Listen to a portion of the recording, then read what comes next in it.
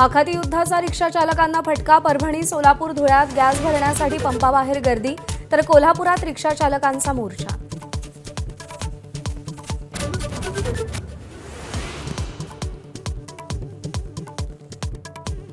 युद्धविरामाच्या संकेतानंतर सोन्याच्या दरामध्ये प्रतितोळा 5,500ची वाढ. आजचा भाव 1,45,000 रुपये. चांदीच्या दरामध्येही 10,000 रुपयांची. संरक्षण मंत्री राजनाथ सिंग यांनी उच्चस्तरीय बैठक घेतली. पश्चिम आशियातील युद्धस्थितीचा आढावा घेतला. भारताच्या संरक्षण सज्जतेचाही आढावा घेतला. सीडीएस अनिल चौहान आणि तिन्ही सेनाप्रमुख बैठकीत सहभागी.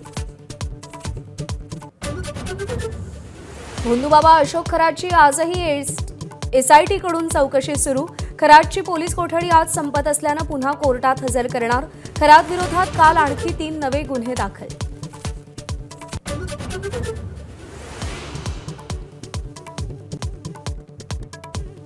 भोंदूबाबा अशोक खरातचे आणखी काळे कारनामे उघड. चिंचोके, रबरी साप, बनावट खड्यांबरोबर मध विकून भक्तांना गंडवलं.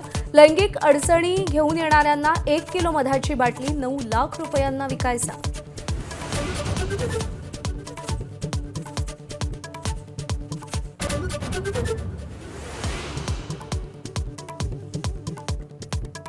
बारामतीच्या पोटनिवडणुकीसाठी सुनेत्रा पवार 6 एप्रिलला उमेदवारी अर्ज भरणार. पवार गट उमेदवारी देणार नसल्याबद्दल सुनील तटकरेंनी सुप्रिया सुळेंचे आभार मानले.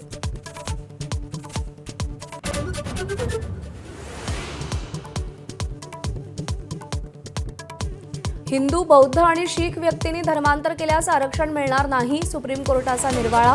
हिंदू, बौद्ध, शीख या 3 धर्मीयांनाच अनुसूचित जातीचं आरक्षण मिळेल असा निर्णय.